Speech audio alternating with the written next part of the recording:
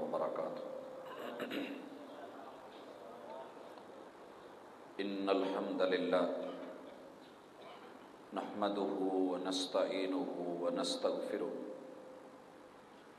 ونعوذ بالله من شرور أنفسنا ومن سيئات أعمالنا من يهده الله فلا مضل له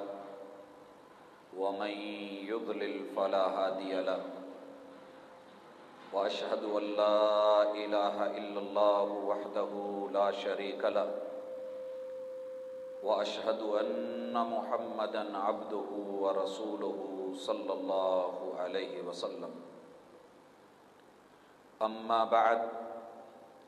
فإن خير الحديث كتاب الله وخير الهدي هدي محمد صلى الله عليه وسلم وشر الأمور محدثاتها وكل محدثة بدعة وكل بدعة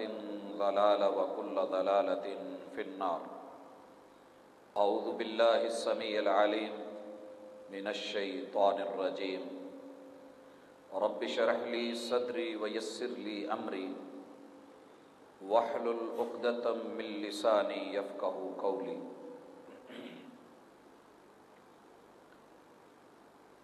احباب گرامی، سامعین و سامعات،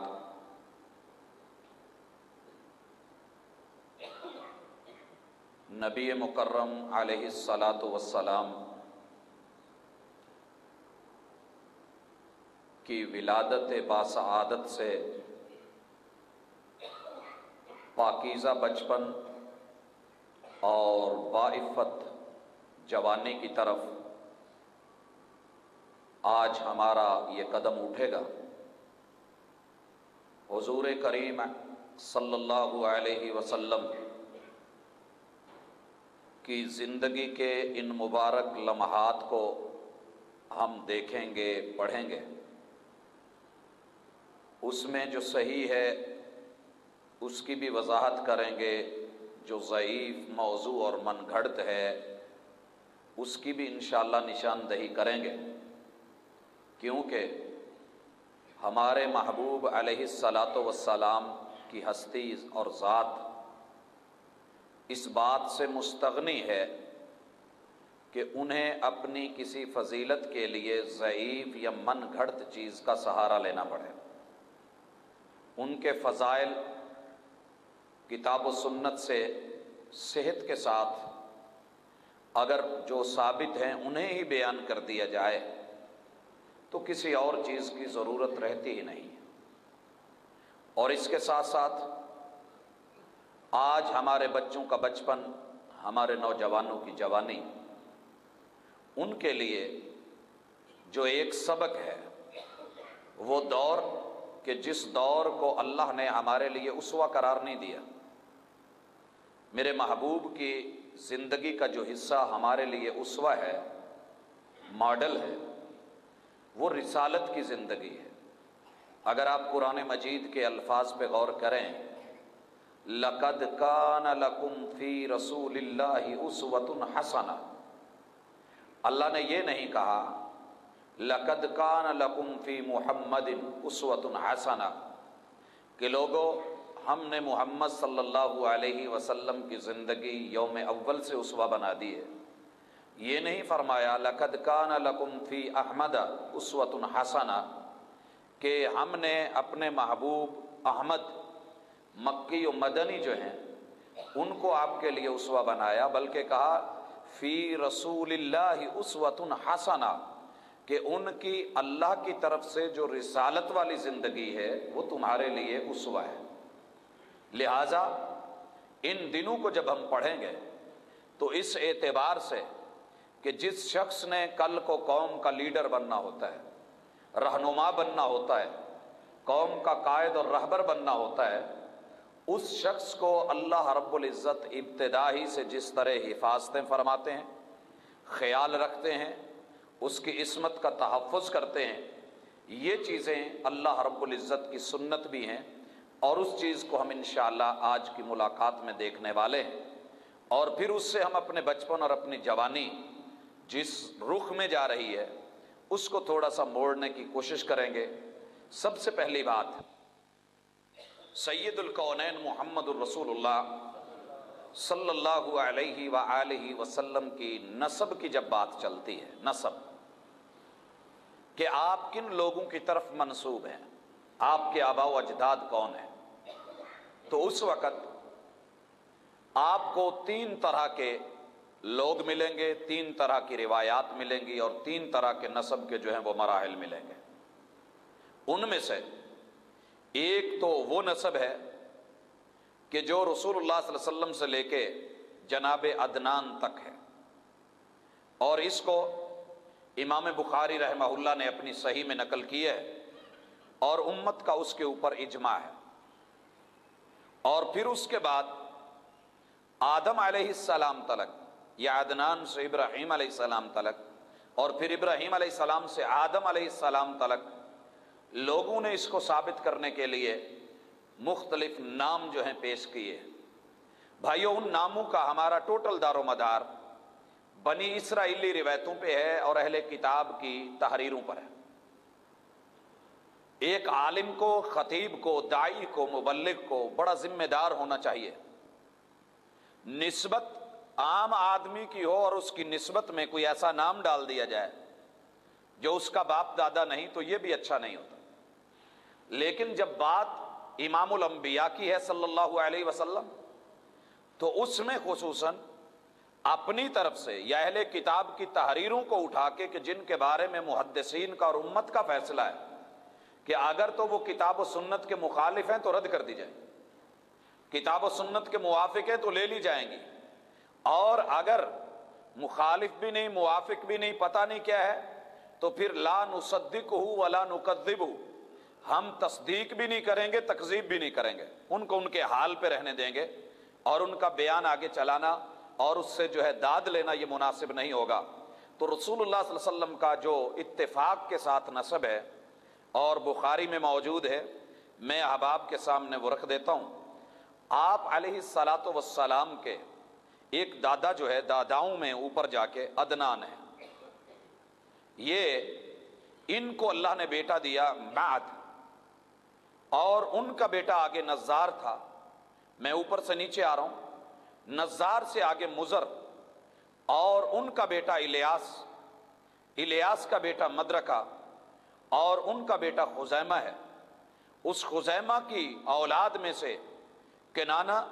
اور ان کی اولاد میں سے نذر، اور نذر میں سے پھر مالک، اور مالک سے فہر، اور ان کی اولاد میں سے غالب، غالب کا بیٹا جو ہے لوئی، اور ان کے بیٹوں میں سے کعب، کعب کو اللہ نے مرہ سے نوازا، اور مرہ میں سے کلاب، اور کلاب میں سے قصی، قصی کا بیٹا عبد مناف،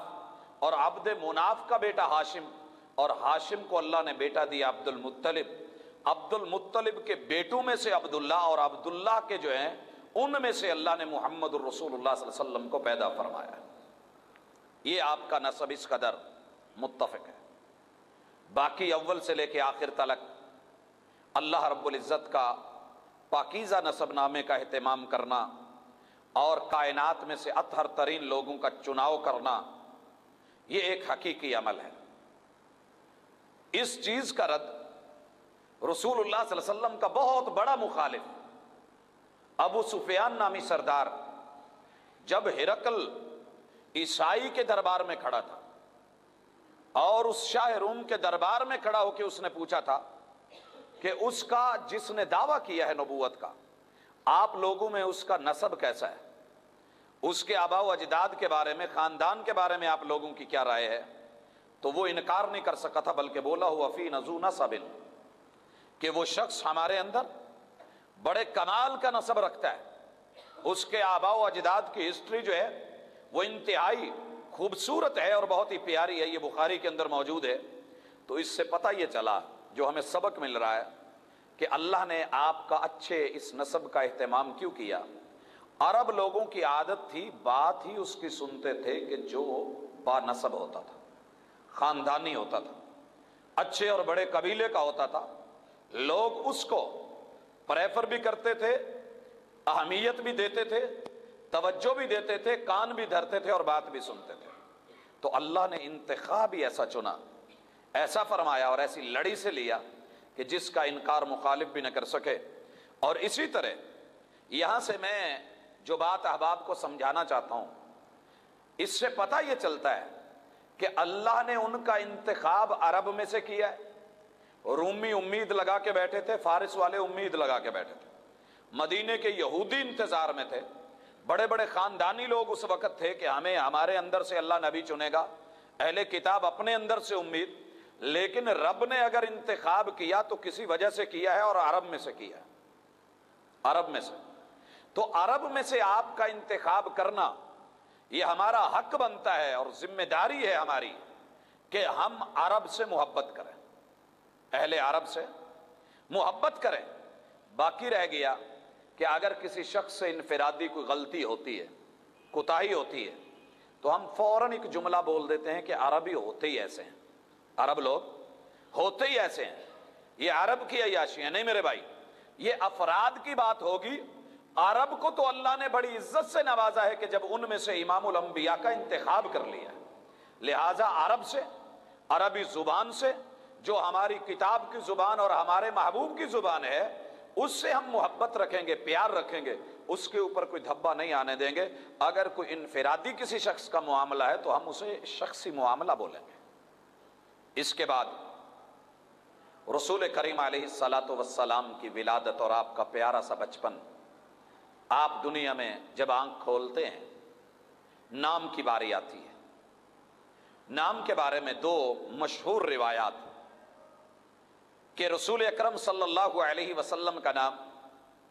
جتنی بھی سابقہ کتابیں تھیں ان میں احمد موجود تھا، اور خود قرآن مجید نے بھی وَيَأْتِي مِن بَعْدِ اسْمُهُ احمد، جو ان کی خوشخبری ان لوگوں کو سنائی تھی، پیشین گوئی کی تھی، اس میں احمد کا تذکرہ تھا۔ اور پھر قرآن مجید میں جو آپ کو نام دے دیا گیا وہ نام آپ کا محمد ہے صلی اللہ علیہ وسلم۔ اسی لیے والدہ نے آپ کا نام احمد بھی رکھا، محمد بھی رکھا، اور والدہ نے کس لیے رکھا کہ باپ اس دنیا سے رخصت ہو چکے تھے اور یہ یتیم پیدا ہوئے تھے۔ الم یجد کا یتیمن فآوا، کہ ہم نے آپ کو یتیمی دے کے اور پھر آپ کی یتیمی کو سہارے دے کے کائنات کا امام نہیں بنا دیا۔ تو آپ کی والدہ نے اور بعض روایات میں آپ کے دادا عبد المطلب نے جب ان کو اللہ رب العزت نے اس سے نوازا، گود میں لیا اور آپ کو اللہ کے گھر میں لے کے گئے، نام محمد بولا، دنیا نے پوچھا کہ کیا نام ہے، تو نام ہی پہلی بار سنا گیا تھا، اس لیے کائنات نام کی ہی تعریف کرنے لگی۔ جب چہرہ دیکھتی تو چہرے کی بھی تعریف ہوتی تھی، اور جب دنیا نے عمل دیکھا، کام دیکھا، بچپن اور جوانی دیکھی، پھر آپ کی جو ہے رسالت کی مکی اور مدنی زندگی دیکھی، اپنے تو تعریف کیا ہی کرتے ہیں، مخالف بھی اس کے بغیر رہ نہ سکے، لہٰذا اس میں بامسمہ بھی ٹھہرے۔ اگلی بات جو عموماً سیرت کی کتابوں میں بیان کی جاتی ہے اور کانفرنسوں میں ذکر کی جاتی ہے کہ محبوب علیہ الصلاۃ والسلام جب پیدا ہوئے تو ان کا ختنہ ہوا تھا، خود ختنہ جو ہے اب مختون تھے۔ اس بارے میں جتنی بھی روایات ہیں، امام ابن قیم رحمہ اللہ فرماتے ہیں وَقَدْ وَقَعَتْ هَذِهِ الْمَسْأَلَةُ بَيْنَ رَجُلَيْنِ فَاضِلَيْنِ، دو فاضل لوگوں کے درمیان یہ مسئلہ اختلافی جب ہوا تو انہوں نے اس کے اوپر باقاعدہ کتابیں لکھی، جیسے رکوع کے بعد ہاتھ باندھنے ہیں، یہ چھوڑنے ہیں۔ دو فاضل لوگوں میں یہ مسئلہ کھڑا ہوا سندھ میں، پیر محب اللہ راشدی میں اور پیر بدیع الدین راشدی میں، دونوں بھائی ہیں۔ 11 رسالے سوالن جواباً لکھ ڈالے اس مسئلے پہ، باندھنا چاہیے کہ نہیں باندھنا چاہیے۔ پیر محب اللہ سمجھتے تھے کہ نہیں، اور پیر بدیع الدین راشدی سمجھتے تھے کہ باندھنا ہے۔ تو اس چیز کو انہوں نے 11 رسائل امت کی نظر کر دیے کہ رسول اللہ صلی اللہ علیہ وسلم اسی طرح مختون پیدا ہوئے تھے یا دنیا میں عرب کے رواج کے مطابق آپ کا ختنہ کیا گیا، دونوں کے اوپر جو ہے روایات موجود ہیں۔ تو ابن قیم رحمہ اللہ ان کی وضاحت کرتے ہیں کہ کمال الدین ابن طلحہ جو ہیں یہ اس کے خلاف لکھتے ہیں، لیکن ان سے پہلے کہ آپ ختنے کے ساتھ پیدا ہوئے، اس حوالے میں کمال الدین ابن طلحہ نے لکھا کہ آپ مختون پیدا ہوئے ہیں، اللہ نے آپ کو جب پیدا کیا کسی نے آپ کی شرمگانی دیکھی، آپ ختنے کے ساتھ تھے، اور اس کا رد جو کیا ہے کمال الدین، وہ بھی کمال الدین ہے، ابن العدیم، انہوں نے کہا کہ نہیں ایسے نہیں ہے، بلکہ یہ جتنی بھی روایات انہوں نے ذکر کی ہیں ان سب کی کوئی بنیاد نہیں، اور بلکہ ابن قیم رحمہ اللہ تو اس کے لیے لفظ لکھتے ہیں کہ لا ختام لہا ولا زمام، کہ جتنی بھی روایات بیان کی گئی ہیں کہ آپ ختنے سے پیدا ہوئے ہیں، نہ ان کی کوئی لگام ہے، نہ ان کی کوئی مہار ہے، نہ ان کا کوئی زمام ہے، وہ پتہ نہیں جیسے جس سے آئی جدھر کو آئیں، جس طرف کو چلی لوگوں نے چلا دی۔ تو جو محققین ہیں اس وقت، بے شک اکثر اور جمہور نے کہا کہ آپ ختنے سے پیدا ہوئے ہیں، محققین اس بات پہ ہیں کہ رسول اللہ صلی اللہ علیہ وسلم کا ختنہ آپ کے دادا عبد المطلب نے کروایا تھا، یہی عرب کی عادت تھی اور یہی ان کا رواج تھا، اور اس چیز کے اندر جو ہے اللہ رب العزت جو بچپن کے اندر یہ معاملہ ہوا ہے، اس سے آپ کی عفت اور عصمت جو ہے اس پہ کوئی حرف نہیں آتا ہے، کیونکہ اس میں والدہ کا اپنے بچے کو صاف کرنا، دھونا، دیگر معاملات وہ سارے جو ہیں وہ موجود ہیں، اور اس کے اوپر کوئی نکتے والی بات جو ہے کوئی کہے تو نہیں ہو سکتی۔ رسول اللہ صلی اللہ علیہ وسلم کے بے شمار نام جو احادیث سے ثابت ہیں، اکثر منبر و محراب پہ لوگوں نے لکھے ہوئے ہوتے ہیں، اللہ کے ناموں کے مقابلے میں 99 نام، تو صحیح احادیث کے ساتھ جو کچھ ثابت ہیں، مثال کے طور پہ اگر آپ یہ نام دیکھیں کہ آپ نے کہا کہ میں محمد بھی ہوں، میں احمد بھی ہوں، وَأَنَا الْمَاحِي الَّذِي يَمْحُو اللَّهُ بِهِ الْكُفْرَ وَأَنَا الْحَاشِرُ الَّذِي يَحْشُرُ النَّاسَ عَلَى قَدَمِي وَأَنَا الْعَاقِبُ، میں عاقب بھی ہوں۔ اور اسی طرح جو ہے ابن سعد نے خاتم کا لفظ بھی زیادہ کیا ہے،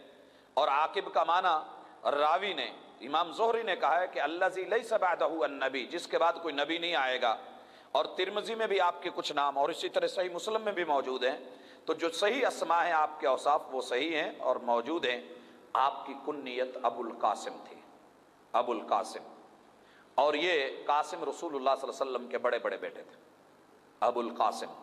سیدہ خدیجہ رضی اللہ تعالیٰ عنہ کے وطن سے تھے، ان کی شادی کے ذکر میں ہم انشاءاللہ بیان کریں گے۔ آپ کی کنیت ابو القاسم ہے، اور عرب کا یہ رواج تھا کہ ان کی اولاد میں جو بڑا بڑا ہوتا ہے اس کے نام پہ عزت کے ساتھ نام نہیں لیا جاتا اس شخص کا، بلکہ اس کو بڑی اولاد میں سے بڑی کی طرف منسوب کر دیا جاتا ہے۔ ہمارے دیہاتوں میں آج بھی چلتا ہے، جو بڑا بیٹا اگر اس کا نام احمد ہے تو ماں اپنے بچے کے نام سے منسوب کر کے اپنے شوہر کو بلاتی ہے احمد دے ابو، وہ اس کا نام نہیں لیتی بلکہ احمد کے ابو، اور وہ بھی جب اپنی اہلیہ کو بلاتا ہے تو احمد کی امی کہہ کے بلاتا ہے۔ تو عرب کا یہی رواج تھا، ابو احمد کہیں گے اور ام احمد بولیں گے، تو یہ ام انس، ابو انس۔ اسی طرح رسول اللہ صلی اللہ علیہ وسلم کی کنیت ابو القاسم یہ اسی نسبت سے تھی۔ آپ علیہ الصلاۃ والسلام نے منع کر دیا تھا اپنی زندگی میں کہ کوئی شخص آپ کی کنیت رکھے، آج جو ہے وہ منع موجود نہیں، رسول اللہ صلی اللہ علیہ وسلم اس دنیا سے رحلت کر چکے، اور بعض نے کہا کہ آپ کی کنیت اور نام دونوں اکٹھے کرنا منع تھا کہ ابو القاسم اور پھر محمد۔ آج آپ کا نام محمد رکھا بھی جا سکتا ہے اور ابو القاسم کنیت بھی چل سکتی ہے، اس دور میں جو مشابہت کا وہ سلسلہ تھا منع کر دیا گیا۔ حضرات اس کے بعد محبوب علیہ الصلاۃ والسلام نام رکھ دیا گیا، نسب ہم نے دیکھ لیا، پیدا وہ یتیم ہوئے، علم یجد کا یتیما فآوا۔ اب مسئلہ یہ ہے کہ جس دن پیدا ہوتے ہیں اس کے اوپر بات علماء میں مختلف بھی ہے۔ ایک روایت موجود ہے جو کہ اکثر لوگوں نے اس کو لیا ہے، اور وہ روایت کیا ہے کہ آپ علیہ الصلاۃ والسلام جب پیدا ہوتے ہیں تو یہ ابن اسحاق کی روایت ہے، ابن اسحاق کی روایت ہے، اور ہے بھی ضعیف، یہ صحیح نہیں ہے، یہ بات ذہن میں رہے کہ یہ روایت صحیح نہیں ہے اور ضعیف ہے، اور بغیر سند کے بیان کیا گیا اس کو۔ اور جس چیز کی سند نہ ہو، جس چیز کی سند نہ ہو، شریعت اس کو اگنور کرتی ہے، اور اس میں یہ کہا گیا کہ آپ عام الفیل کو، جس سال ہاتھیوں کا واقعہ ہوا ہے 12 ربیع الاول کو پیدا ہوئے، تو آپ لوگ یاد رکھیں کہ ہم اسے کیوں نہیں مانتے، اس لیے کہ بغیر سند کے ہے۔ ابن ہشام نے جو ہے اس کو ضعیف یہ ذکر کیا ہے، اور ابن اسحاق نے بھی، تو یہ روایت ضعیف ہے، صحیح نہیں ہے۔ باقی رہا کہ جس شخص نے اس پہ ریسرچ کی اور تحقیق کی اور اس کو بیک ڈیٹوں میں لے کے قمری مہینوں کا حساب لگا کے، وہ مصر کے ایک بہت بڑے علم فلکیات اور ٹانومی کا جو ہے علم رکھنے والے ہیں، اس شخص نے اس کے اوپر بات کی اور بتایا ہے کہ یہ رسول اللہ صلی اللہ علیہ وسلم کی جو تاریخ بنتی ہے وہ 9 ربیع الاول بنتی ہے، اور اسی کے قریب ترین جو دن لکھا ہے وہ امام احمد رضا نے اپنی کتاب کے اندر، جس کو 8 ربیع الاول لکھا ہے، کہ وہ رسول اللہ صلی اللہ علیہ وسلم کی جو ہے وہ پیدائش ہے۔ تو لہٰذا 8 یا 9 انتہائی قریب ترین دن ہے، تو ان میں رسول اللہ صلی اللہ علیہ وسلم کی جو ہے وہ پیدائش ہوتی ہے 571 میلادی میں۔ اور جب آپ پیدا ہوئے تو آپ کے والد فوت ہو چکے تھے اور ان کی وفات مدینے میں ہوئی تھی۔ جناب عبداللہ کو ان کے والد جناب عبد المطلب نے مدینے بھیجا تھا۔ یہ کاروبار کرتے تھے، ملٹی نیشنل کمپنیاں تھیں ان کی، تجارت کی، ٹریڈ کی، کہ جاؤ مدینے سے کھجور لے کے آؤ، اور مدینے کی کھجور مشہور تھی، اور جناب عبداللہ کی شادی بھی مدینہ میں ہوئی تھی، اور ان کے اخوال اور ان کے ماموں وہیں پہ رہتے تھے۔ یہ وہاں گئے ہوئے تھے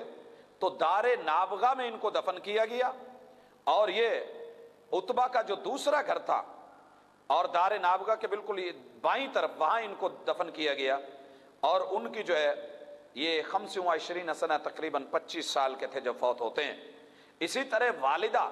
رسول کریم علیہ الصلوۃ والسلام کی بچپن کے اندر وفات پاتی ہیں، یہ بھی 6 سال کی عمر ہے، اس کی ہم ذرا تحدید بعد میں کرتے ہیں، لیکن یہ بات ذہن میں رہے کہ اللہ رب العزت نے والد پیدا ہونے سے پہلے لے لیے اور والدہ عمر کے 6 سال میں لے لی۔ جب والدہ ان کو لے کے زیارت کے لیے گئی ہوئی تھی،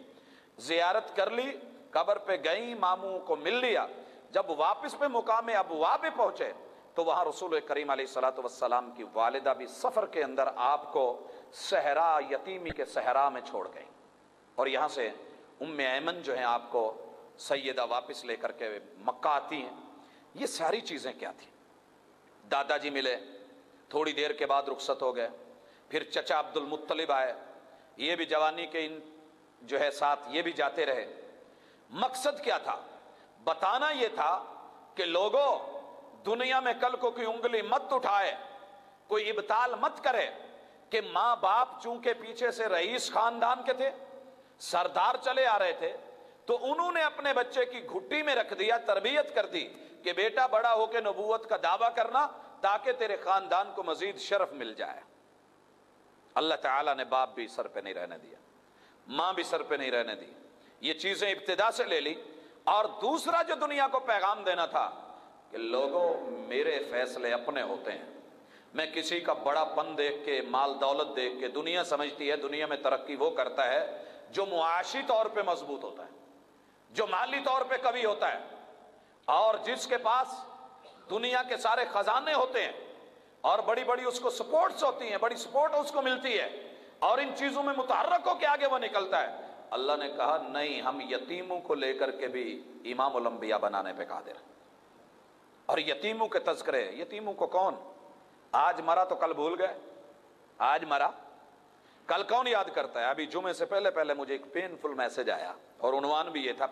پینفل میسج۔ میسج کیا تھا کہ اگر آپ کو میرے مرنے کی ڈیتھ کی اطلاع ملے تو میرا سوال یہ ہے، آپ کتنے دن بعد اپنے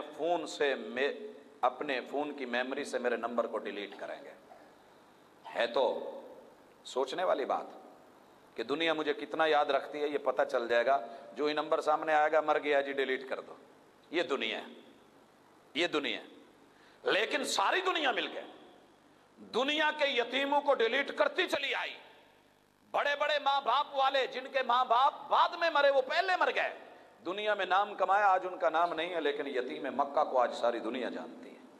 تو نام یہ میرے رب کے اپنے فیصلے ہیں، یتیمی آڑے نہیں آتی۔ اور یتیموں کے لیے اسوہ ہے کہ یتیموں، سر مت پھینکنا، حوصلہ مت ہارنا کہ کہیں ایسے یہ نہ سمجھ لینا کہ ابا بھی نہیں امی بھی نہیں۔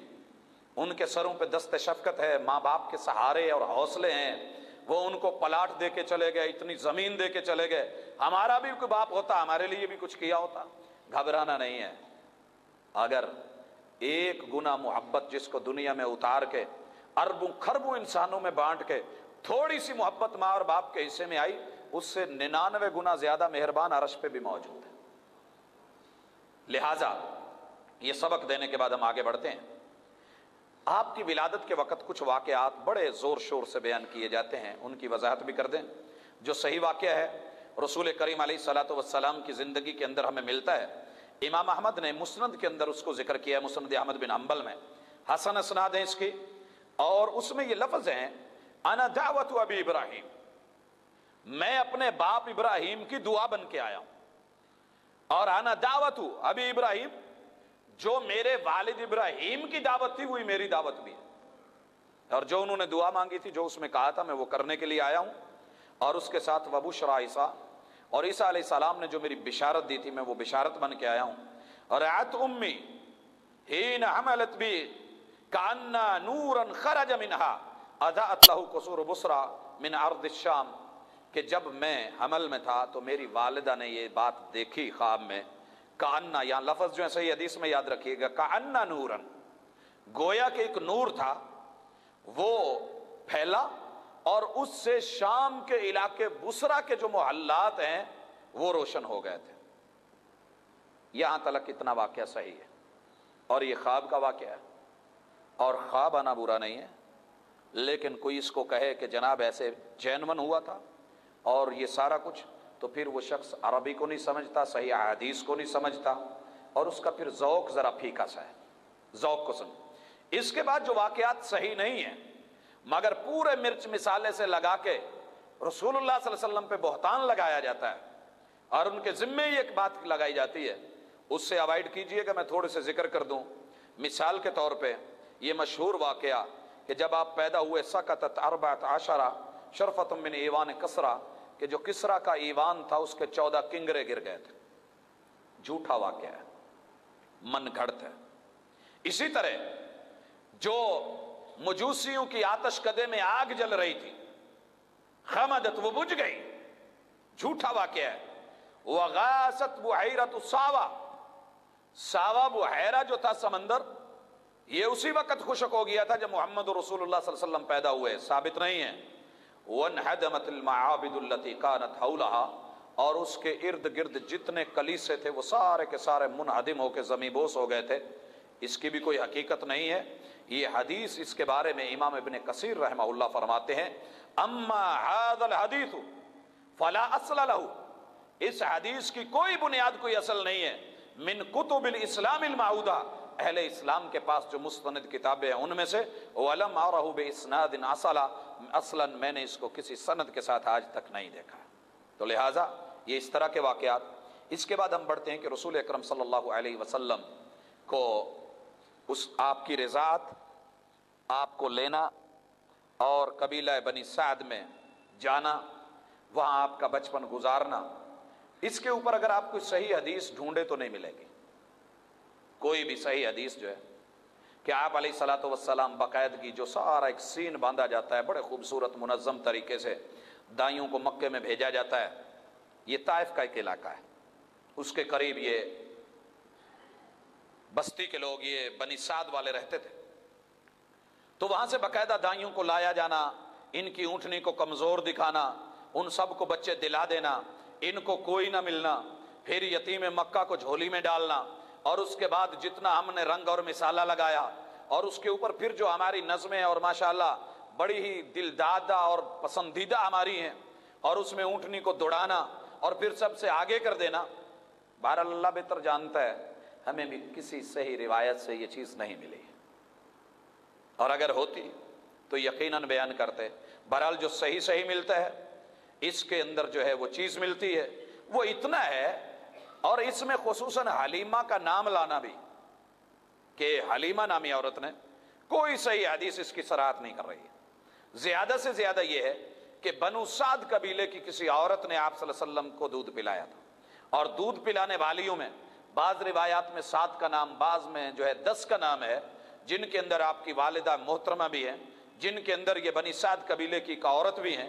اور جن کے اندر سویبہ لونڈی بھی ہیں جو ابو لہب کی تھی۔ تو اس طریقے سے یہ نام ہیں مختلف، لیکن اس سے پوری وہ ڈیٹیل جو آگے ہے ہم انشاءاللہ اس کا بھی ذکر کرتے ہیں۔ تو اس کے اندر اگر آپ جائیں تو کچھ لوگوں نے ان کو بیان کیا ہے اور اس کی تصریح بھی کی ہے، اور کچھ لوگوں نے ان کے بارے میں رد بھی کیا ہے، جو بڑے بڑے نام ہیں۔ مثلا آپ اگر حیثمی کو دیکھیں، طبرانی کو دیکھیں، اور سیرہ ابن ہشام کے محققین ان کو دیکھیں، شیخ البانی رحمہ اللہ کو پڑھیں، تو یہ سب کے سب جو ہیں ان واقعات کی تضعیف کرتے ہیں۔ لیکن جو بات صحیح اور ثابت ہے جیسا کہ ہم نے ابھی پڑھا تھا انا دعوت ابی ابراہیم، کہ میں اپنے باپ ابراہیم کی جو ہے دعوت ہوں، تو اس روایت کے اندر جو چیز ہمیں ملی ہے اس میں یہ ہے کہ واسترضعت فی بنی سعد ابن بکر،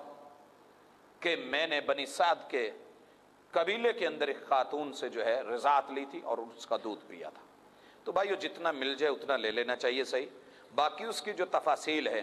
بہرحال اس کے لیے ایک مومن کی ایک ذمہ داری ہے۔ اور اس چیز کو سمجھتے ہوئے ہم آگے بڑھتے ہیں۔ رسول کریم علیہ الصلاۃ والسلام کے وہاں بنی سعد کے قبیلے میں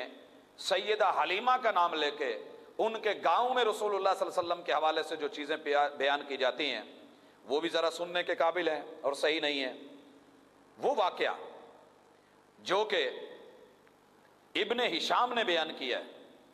اور پرلے درجے کا ضعیف ہے، اور علامہ البانی نے اس کے اوپر خصوصاً بات کی ہے، یہ دفاع کے اندر صفحہ 39 میں، اور تحقیق ہے ڈاکٹر حمام کی اور ابی سہیلیک کی۔ اس چیز کو بھی آپ وہاں کر سکتے ہیں۔ پہلا نمبر کہ جب آئی تھی تو بھوک اتنی تھی، پیاس اتنی تھی، قحط سالی اتنی تھی کہ سیدہ حلیمہ کے دودھ بالکل خشک تھے، کچھ بھی نہیں تھا۔ ان کا بیٹا تھا لیکن وہ بھی پیتا تھا تو سیر نہیں ہوتا تھا، یعنی بالکل معاملہ خشک ہو چکا تھا۔ اور پھر جب رسول اللہ صلی اللہ علیہ وسلم کو اٹھایا، اور ابھی پہلی مرتبہ، باقی ہماری ساری رنگ بازی ہے کہ ہم اس میں کتنا رنگ بھرتے ہیں، خطابت کا زور ہوتا ہے کہ ابھی سینے سے لگایا تو چشمے پھوٹ پڑے، اور اس طرح پھوٹے کہ آپ نے بھی پیا اور پھر دوسرے بھائی نے بھی پیا، لیکن پھر ساری عمر یہ دودھ جو ہے وہ خشک ہونے کا نام نہیں لے رہا تھا، اور آپ بدستور اس کو پیتے رہے یہاں تک کہ وہ آپ کو واپس چھوڑ گئی۔ تو یہ چیز جو ہے کسی صحیح حدیث سے نہیں ملتی ہے۔ اسی طرح آپ جس سواری پہ آئی تھی سیدہ حلیمہ، جب ان کا نام لے کے کہا جاتا ہے بالکل خشک تھی اور دودھ نہیں دیتی تھی، لیکن جب رسول اللہ صلی اللہ علیہ وسلم سوار ہوئے اور وہاں پہنچے تو علاقے کے لوگ حیران ہو گئے کہ برتن ختم ہو گئے مگر دودھ ختم نہیں ہو رہا تھا۔ اس کی کوئی اصل نہیں۔ اسی طرح تیسری بات کہ یہ بڑی مریل سی تھی، کمزور سی تھی، اور جب رسول اللہ صلی اللہ علیہ وسلم کی تشریف آوری ہوئی بیٹھے تو پھر یہ جو ہے سب کو کراس کرتی جا رہی ہے۔ اور میرے خیال میں یہ سین اگر فلمائے گئے ہوں آج صحرا میں لے جا کر کے تو اس کے اوپر باقاعدہ جو واقعات ہیں، اگر مسلمانوں میں یہ فلم بنانے کی اجازت ہوتی تو شاید ہم یہ بھی فلما ڈالتے ہیں۔ اس کی کوئی اصل نہیں ہے۔ اسی طرح کہ آپ کی جو بکریاں تھیں وہاں کوئی ساری خشک سالی تھی، کوئی بارش نہیں تھی، کوئی اس طرح کا معاملہ نہیں تھا، جانور بھوکے مرتے تھے اور ان کی جو ہے وہ بالکل اندر سے ہڈیاں نکلی ہوئی ہوتی تھی۔ لیکن جب سے رسول اللہ صلی اللہ علیہ وسلم نے ان کو چرانا شروع کیا تو اس کے بعد آپ کے وہاں تشریف لے جانے کے ساتھ ہی باقیوں کی بکریاں بھوکی لوٹتی تھی اور ان کی بکریاں جو پیٹ بھر کے اور تر و تازہ موٹی تازی ہو گئی تھی۔ تو ان سب چیزوں کی جو ہے یہ ضعیف ہیں، صحیح نہیں ہے۔ اور اسی طرح پانچویں بات جو کہی گئی اور لکھی گئی اور بیان کی جاتی ہے کہ عام بچوں کی پرورش اور نشو و نما دھیرے دھیرے ہوتی ہے، آہستہ ہوتی ہے، لیکن آپ ان میں سے جلدی جلدی نشو و نما پا گئے۔ تو ان چیزوں کی بھائیوں کوئی اصل نہیں ہے۔ بہرحال یہاں ہم جو چیز سمجھنا چاہتے ہیں کہ اللہ تعالیٰ نے اگر ان کے لیے اہتمام کروایا مکے جیسے شہر سے جو ملٹی نیشنل کمپنیوں کا مرکز تھا اور پوری دنیا کی ٹریڈ کا بڑا سینٹر تھا، وہاں سے نکال کر کے باہر دیہاتوں میں جو خصوصاً طائف کے علاقے میں بھیجا گیا، تو کیوں بھائیو؟ اس لیے کہ سب سے پہلی چیز کہ دیہاتی ماحول جو ہوتا ہے اللہ رب العزت نے اس کے لیے اہتمام کیا، اور ان لوگوں کی یہ سوچ بھی تھی کہ شہری جو بیماریاں ہیں یہ زیادہ ہوتی ہیں، دیہاتوں لوگوں میں اتنی بیماریاں نہیں ہوتی۔ آج بھی آپ دیکھ لیں ہمارے شہروں کے دیہاتی لوگوں کو جا کے دیکھیں، ماشاءاللہ پاؤں بھی ننگے ہیں اور زیادہ کچھ انہوں نے لیا بھی نہیں ہوتا، لیکن صحت مند، ان کی خوراک بھی ہماری طرح نہیں ہے۔ ہم جس طریقے روزانہ سے چرغے لیتے ہیں، مرغ لیتے ہیں، چکن لیتے ہیں، فش لیتے ہیں، پتہ نہیں کیا کیا کچھ کھاتے اڑاتے رہتے ہیں،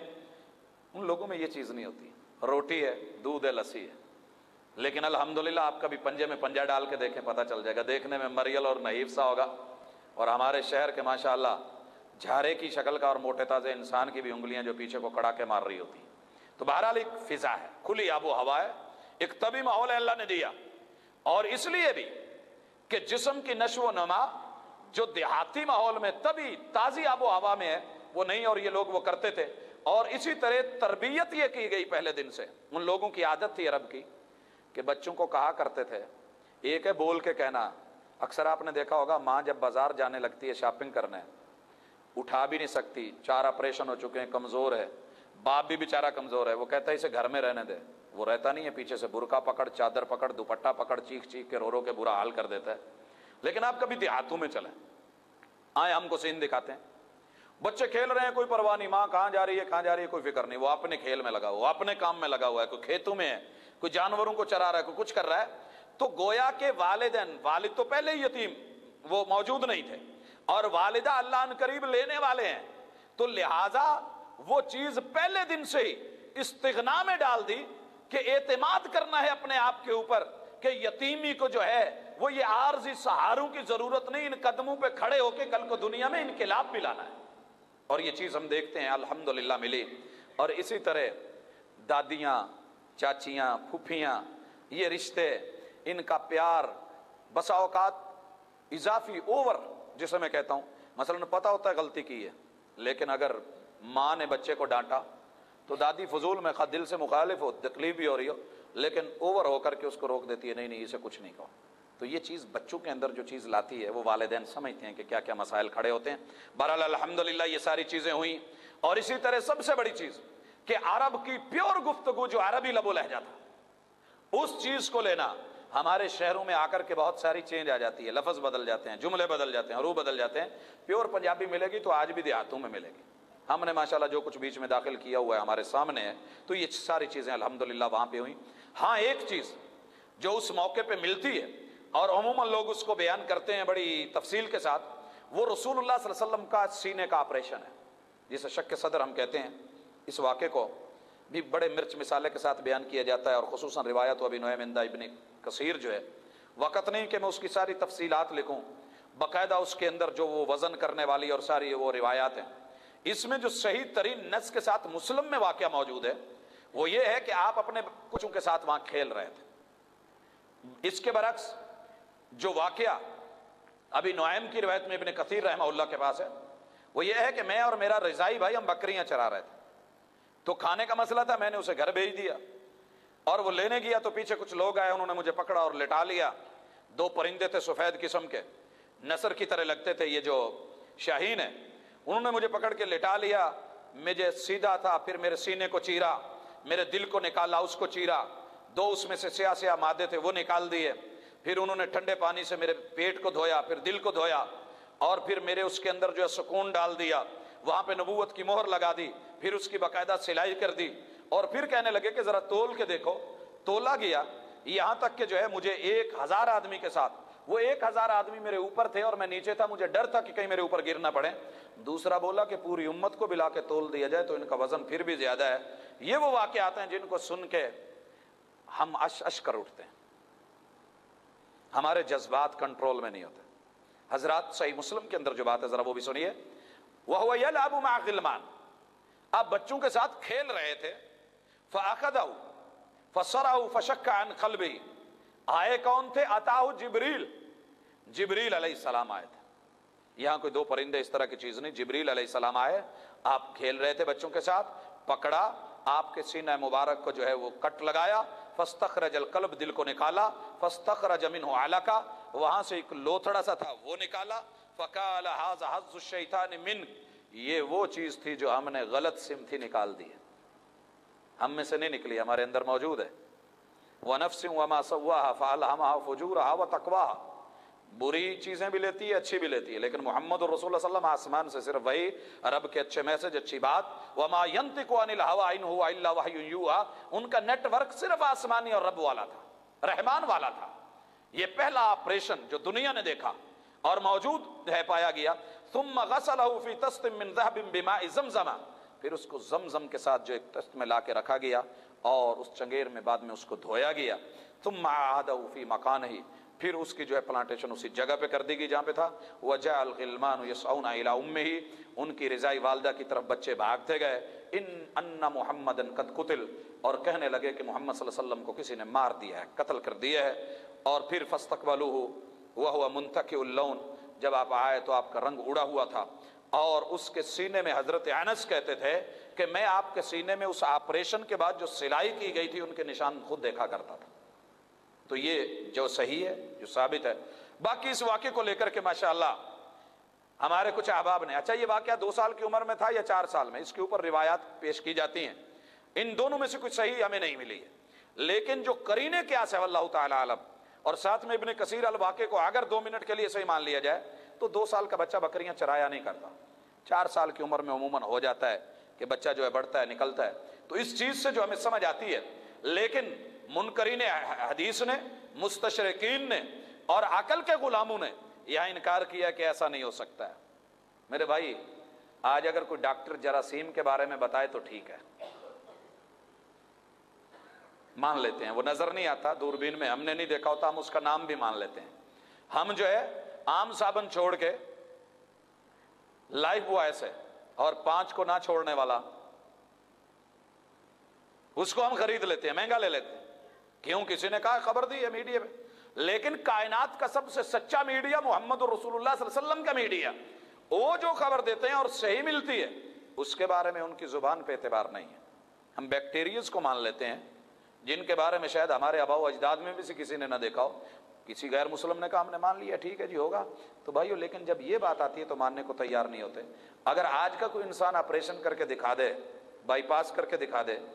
یہ جو گرافی لگا کے ساتھ میں ہم جتنے بھی انجیوگرافی فلاں فلاں گرافی کا سلسلہ نام لیتے ہیں وہ مان لی جائے گی، لیکن اگر رب جس نے دل کو پیدا کیا ہے اپنے کسی طبیب اور ڈاکٹر اور ماہر کو بھیج کے جبریل علیہ السلام کے ذریعے سے یہ کروائے تو ہم ماننے کو تیار نہیں ہوتے۔ بہرحال یہ ایک اپنی جگہ پہ ہے، اس میں حکمت کیا تھی اس واقعے میں، یہ بیان کیوں ہوا ہے، کیا فائدہ ہے؟ بھائیو اگر کہیں دل کا آپریشن ہو جائے تو گھبرانا نہیں، یہ بھی ممکن ہے کہ اللہ اس میں سے جو فاضل اور گندا مادہ ہے، جو لوتھڑا ہے، جو بلاکج والا ہے، وہ نکال دے اور اگلی زندگی اللہ اچھی کر دے۔ دل اور ہارٹ کے مریضوں کو حوصلہ لینا چاہیے یہاں سے، اور الحمدللہ یہاں پہ میں ڈاکٹر حضرات سے بھی تھوڑی سی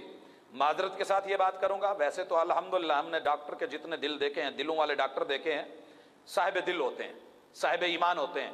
دل کی دھڑکنوں کے ساتھ ان کے ایمان کی دھڑکنیں چلتی ہیں، لیکن کچھ ایسے بھی ہوتے ہیں جو دل کے نام کے اوپر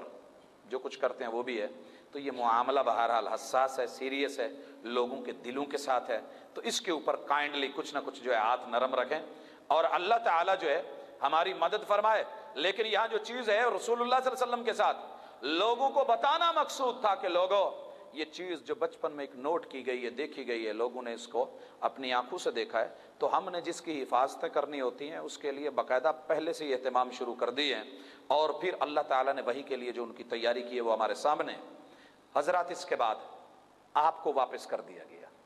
رسول اللہ صلی اللہ علیہ وسلم مکے میں آ گئے، والدہ لے کر کے والد کی قبر پہ نکلی زیارت، راستے میں وفات پا گئے، ہم نے دیکھا، پھر جو ہے دادا جی نے سنبھالا اور دادا جی بھی رب کو پیارے ہو گئے، اللہ نے وہ بھی آہستہ آہستہ جو ہے جیسے انسان تھوڑی تھوڑی سیڑھیاں چڑھتا ہے تو والدین جب بچے کو پہلا سٹیپ دلوانا سکھاتے ہیں تو اس کی انگلی تھوڑی تھوڑی دیر کے لیے چھوڑتے ہیں۔ باپ جب بیٹے کو سائیکل چلانا، اب تو سائیڈ پہ چھوٹے وہیل لگا دیے جاتے ہیں کہ چلو، پہلے جب نہیں ہوتا تھا تو باپ ہاتھوں سے پکڑ کے تھوڑی دیر کے لیے چھوڑ کے پھر بھاگ کے پکڑ لیتا تھا کہ گر نہیں پڑے۔ تو اللہ تعالیٰ نے ابتدا سے والد لے جا کے، تھوڑی دیر کے بعد والدہ لے جا کر کے، پھر دادا کا سہارا لے جا کر کے کہا کہ اصل سہارا تیرے رب کا سہارا ہے اور اسی پہ تو نے کھڑا ہونا ہے۔ بھائی اسی دوران میں رسول اللہ صلی اللہ علیہ وسلم کی عمر بعض روایت کے مطابق 10 سال اور بعض کے مطابق جو ہے 12.5 سال ہوتی ہے۔ تو آپ کے چچا ابو طالب ان کی نگرانی میں آپ آ چکے تھے، وہ آپ کو شام لے کے جاتے ہیں ایک سفر کے اوپر۔ یہ شام کے سفر کی روایت کے اوپر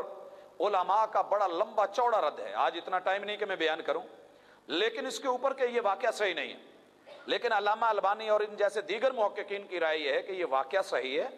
اس میں جو حضرت بلال کا واقعہ بیچ میں درج کیا گیا ہے وہ صحیح نہیں ہے۔ واقعہ کیا ہے کہ آپ شام میں گئے اور راستے میں جو ہے بڑی بڑی چیزیں دیکھی گئیں، وہاں پہ کچھ جو ہے عیسائی ان کے راہب ملے، ان لوگوں نے جب وہ چیزیں دیکھی تو حیران ہوئے کہ درخت جو ہیں وہ سجدہ کر رہے ہیں، اور اسی طرح آپ کے مہر نبوت ہے وہ بھی دیکھ لی گئی، اور بادل جو ہے وہ سایہ بھی کر رہا ہے، اور درخت جو ہیں ان کا سایہ جھکا جا رہا ہے۔ اس میں ایک واقعہ ہے کہ اس راہب نے کہا کہ اس کو بھیج دیجئے، یہ جہاں آپ لے کے جا رہے ہیں وہ لوگ ان کو پتہ چل گیا تو مار دیں گے، نہیں رہنے دیں گے۔ تو آپ گھبرا گئے ابو طالب، تو آپ نے حضرت ابو بکر کو کہا اور حضرت ابو بکر نے اپنے غلام بلال کو بھیج دیا کہ جاؤ انہیں لے کے مکے چلے جاؤ۔ بھائیو پتہ ہونا چاہیے رسول اللہ صلی اللہ علیہ وسلم کی عمر ہے 10 سال یا 12.5 سال، اور حضرت ابو بکر رسول اللہ صلی اللہ علیہ وسلم سے چھوٹے ہیں 2.5 سال، اگر آپ کی عمر 10 سال ہے ان کی 7.5 سال بنی، اور اگر 12.5 سال ہے ان کی 10 سال بنی۔ 10 سال کے اندر ایک شخص کا مالک ہونا، آقا ہونا، اور پھر نوکر جو ہے بلال کو خریدنا۔ یاد رہے کہ بلال ان کے غلام نہ اور نوکر نہیں تھے، یہ بعد میں جا کے اسلام لانے کے بعد جب ان پہ تشدد ہوا تو پھر ان کو خریدا گیا تھا، اس لیے یہ اتنا درج جو ہے واقعہ وہ صحیح نہیں ہے۔ باقی الحمدللہ جو ہے روایت صحیح ہے، اس کے اوپر اگر آپ لوگوں نے تفصیلی ذرا دیکھنی ہو تو اپنے مقام پر موجود ہے۔ بہرحال رسول اللہ صلی اللہ علیہ وسلم کا ایک سفر جو ہے یمن کا بھی بیان کیا جاتا ہے کہ آپ نے یمن کا سفر کیا اور وہاں 2 واقعے رونما ہوئے، اور یہ سفر آپ کا اپنے چچا زبیر کے ساتھ تھا تجارت کے لیے۔ اس سفر میں 2 بڑے واقعے بیان کیے جاتے ہیں۔ پہلا کہ ایک اونٹ تھا، وہ راستے سے لوگوں کو گزرنے نہیں دیتا تھا، جیسے آج کل ہمارے یہاں بعض علاقوں میں مشہور ہے کہ فلاں درخت اور قبرستان کے پاس سے نہیں گزرا جا سکتا، وہاں جو بھی گزرے گا رات کو پکڑا جاتا ہے۔ بعض علاقوں میں سانپ اور اژدہا مشہور کر دیے جاتے ہیں، لوگ وہ راستہ چھوڑ جاتے ہیں، اور بعض علاقوں کے اندر یہ مشہور تھا ان میں کہ یہ اونٹ ہے وہ کسی کو گزرنے نہیں دیتا۔ کان یقطع الطریق فی واد یمرون علیہ، جو بھی قافلہ گزرتا تھا وہ اونٹ آ کے ان کو جو ہے روکتا تھا۔ تو رسول اللہ صلی اللہ علیہ وسلم جب گزرے تو وہ اپنے سر جھکا کے بیٹھ گیا اور اس نے آپ کا راستہ چھوڑ دیا۔ رسول اللہ صلی اللہ علیہ وسلم پھر اس پہ چڑھے اور آپ سوار ہو کے گئے اور وہ آپ کو یمن چھوڑ کے آیا۔ اسی طرح دوسرا واقعہ بیان کیا جاتا ہے کہ راستے میں جب گئے تو سیل ارم، یہ وہ سیل ہے، وہ سیلاب ہے کہ جس نے مکہ جیسی بلند ترین بلڈنگ کو بھی ڈبو دیا تھا، کہ یہ جو تھا جب آیا فَأَيْبَسَهُ اللَّهُ تَعَالَى حَتَّى جَاوَزَ الْوَادِي، اب کوئی پل بھی نہیں تھا، وادی سے گزرنا تھا، تو اللہ نے یہ خشک کر دیا اور آپ وہاں سے گزر گئے اور باقی ساتھی بھی گزر گئے۔ تو یہ دونوں واقعے ضعیف ہیں، من گھڑت ہیں اور جھوٹے ہیں، یہ چیز ثابت نہیں ہے۔ اسی طرح نبی کریم علیہ الصلاۃ والسلام کہ یہاں پر ایک اور چیز جو بکریاں چرانے کا واقعہ، وَمَا مِن نَبِيٍّ إِلَّا وَقَدْ رَعَى الْغَنَمَ، محبوب نے کہا کہ ہر پیغمبر نے بکریاں چرائیں، میں نے بھی چرائیں۔ اور یہ بچپن میں اللہ نے کیوں چروائیں؟ بھائیو اس لیے کہ میں یہ سمجھتا ہوں آپ بھی جانتے ہیں، اگر آپ نے کبھی بکریاں چرا کے یا گھر میں رکھ کے دیکھی ہوں، یا خصوصاً یہ موقع جب آتا ہے عید کا، اس پہ ہم رکھ کے دیکھتے ہیں۔ بکری عجیب جانور ہے، عجیب جانور ہے۔ بھیڑ کو دیکھیں وہ ایسی نہیں، بکری عجیب جانور ہے۔ اس کی نزاکت بھی انتہا کی ہوتی ہے اور شرارت بھی انتہا کی ہوتی ہے۔ شرافت میں آئے تو اس جیسا شریف کوئی نہیں، شرارت پہ آئے تو اس جیسا شرارتی کوئی نہیں، اور یہ دونوں چیزیں انسان کے اندر ہیں۔ نفاست میں آئے تو اس جیسا نفیس کوئی نہیں ملے گا، شرارت پہ اتر آئے تو اس کی شرارت جیسی کائنات کی کوئی مخلوق شرارت بھی نہیں کر سکتی۔ تو لہٰذا شرارت اور شرافت کو اعتدال کے ساتھ چلانے کے لیے رسول اللہ صلی اللہ علیہ وسلم ہی نہیں، ہر پیغمبر کی تربیت پہلے بکریاں چروا کے کی گئی۔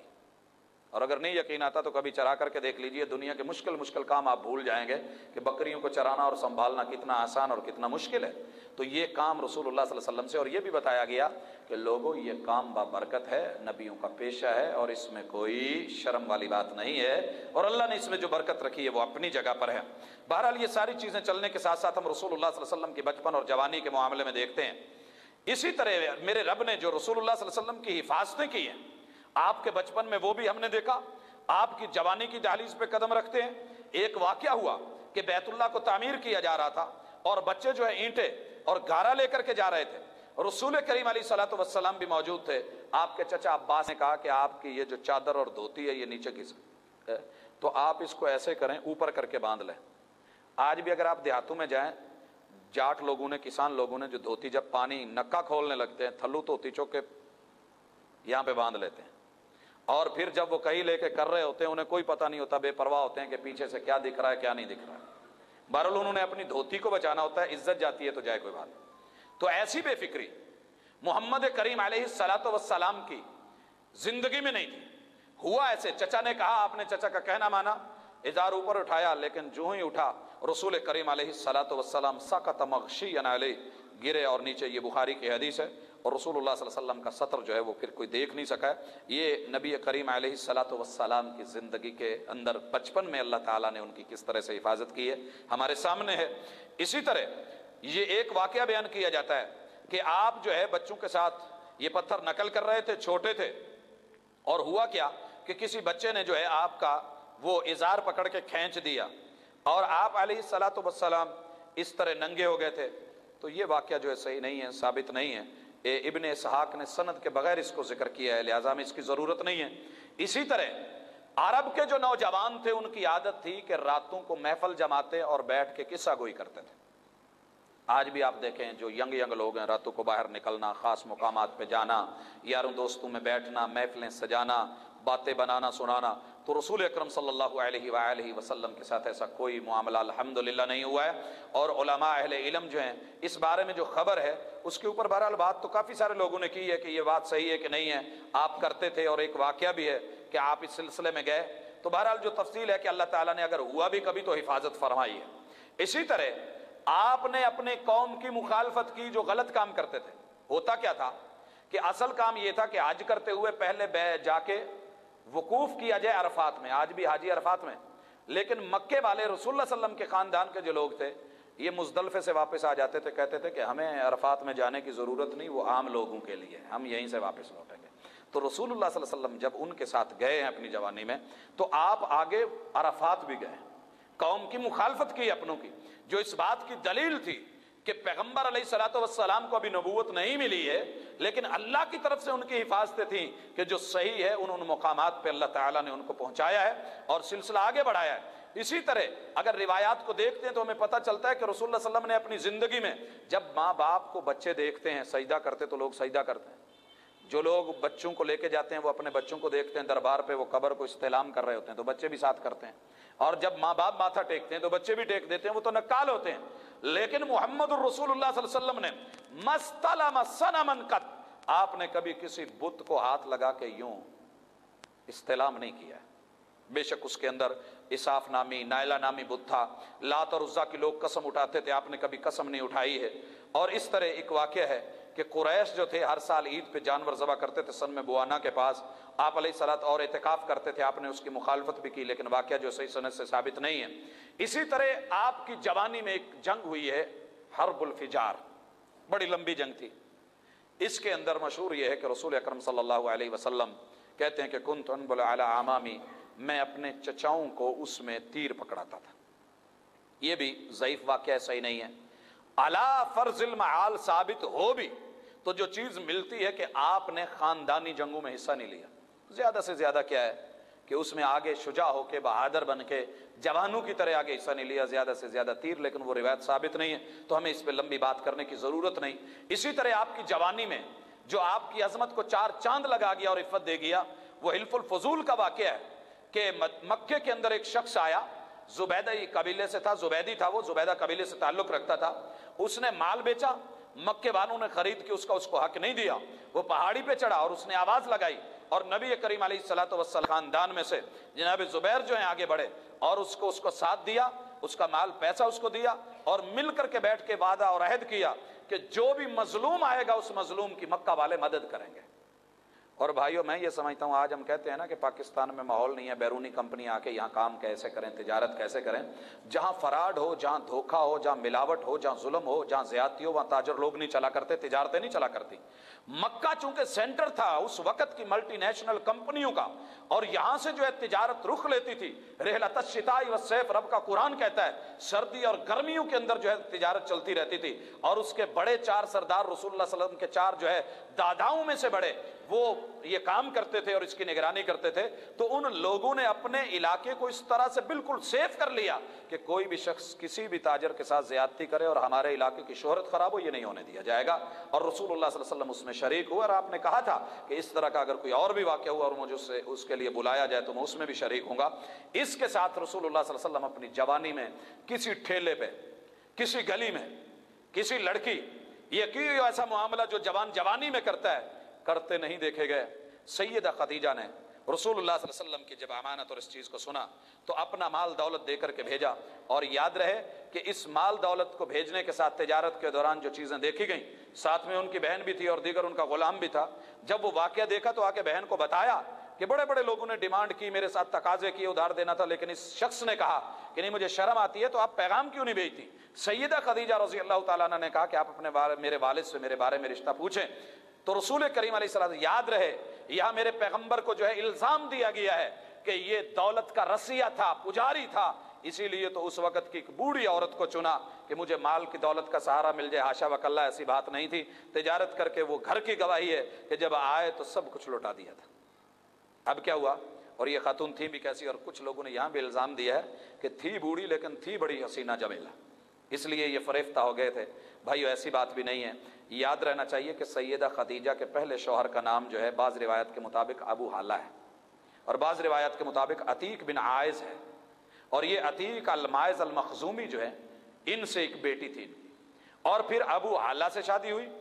ان سے جو ہے ایک بیٹا اور ایک بیٹی تھی, یہ بھی وفات پا گئے. تو اس کے بعد پھر جو ہے محمد رسول اللہ صلی اللہ علیہ وسلم نے جا کے 2 شوہروں سے بیوہ ہونے والی طلاق جو ہے بعد میں ملی اور عدت گزری, تو اس کے بعد جا کر کے یہ سلسلہ ہوا ہے محمد کریم علیہ الصلوۃ والسلام سے. تو پتہ یہ چلا کہ آپ اس طرح کے معاملے میں نہیں تھے, باعفت زندگی گزاری ہے. اور بہرحال یہ واقعات ہیں, انہی میں سے رسول اللہ صلی اللہ علیہ وسلم کو اللہ نے پہلا بیٹا قاسم دیا,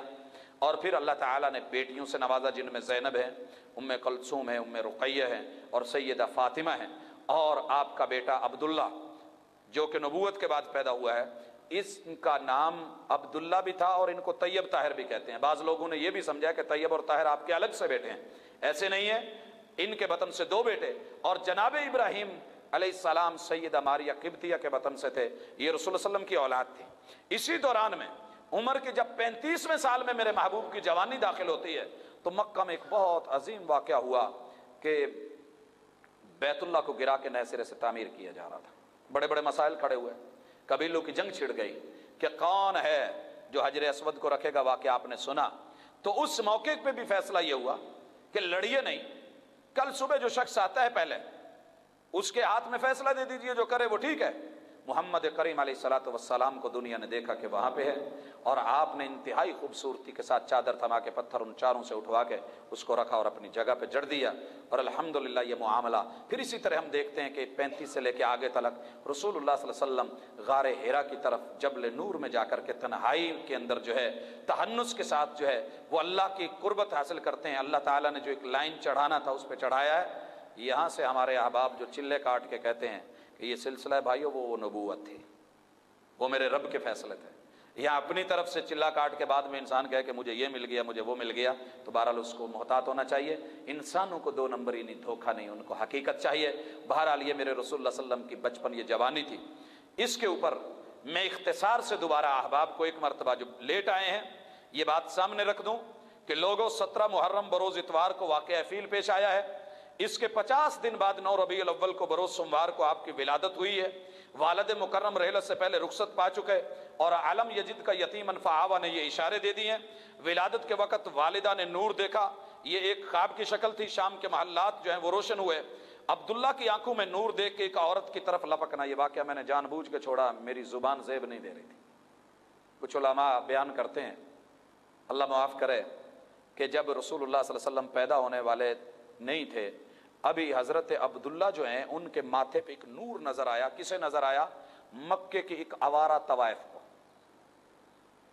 دعوتیں دینے لگی, عبداللہ میرے پاس آؤ, قریب ہونے لگی, لیکن انہوں نے ان کی ہاں میں ہاں نہ ملائی.